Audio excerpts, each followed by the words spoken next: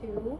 I honestly went way quicker than I usually do today, which means I have essentially a whole hour to do whatever I want before I put my phone down. I kind of want to run you through my night routine because of course you've seen all the clips, but I just want to kind of explain why I do the things that I do. Okay, so the first thing I do when I get home or when I'm ready to start getting ready for bed is around 7 o'clock, I'll make some bone broth.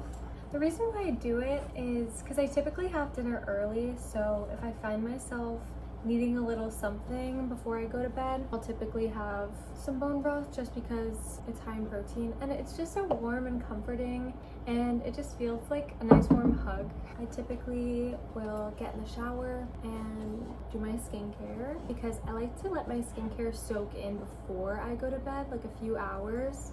I like to sleep on my side and I don't like to get my like wet skincare on my pillow. I want it to like actually soak into my face. So I like to give it time to do that. It also just makes me feel like it's time for bed. Then I will usually come back in my room. I light some incense and I usually lay out my yoga mat, but today I only had a blanket because my yoga mat is currently in the gym. I'm in physical therapy right now, so I have some stretches that she gave me, so I typically do those, along with some little extra ones if I just feel like I need to de-stress and relax.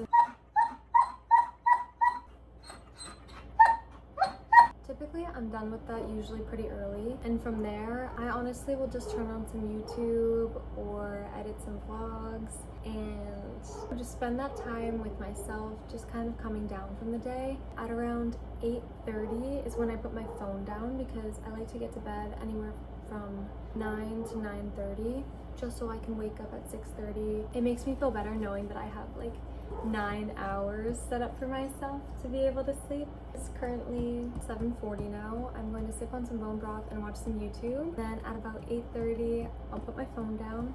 I'll journal a bit and I'll typically do some like nervous system resetting. So I'll pull on my ears, I'll tap on my chest and just allow my body to truly just release. Right before I go to bed or as I'm falling asleep, I typically like to do some sort of visualization. I typically just visualize all my goals and things that I want to do in the future, how I envision how I'm going to look, what my life is going to be like. So I like to do that as I fall asleep, and sometimes I end up dreaming about it. And I hope you enjoyed this last little part of my video. I'm going to start to wind down a bit even more.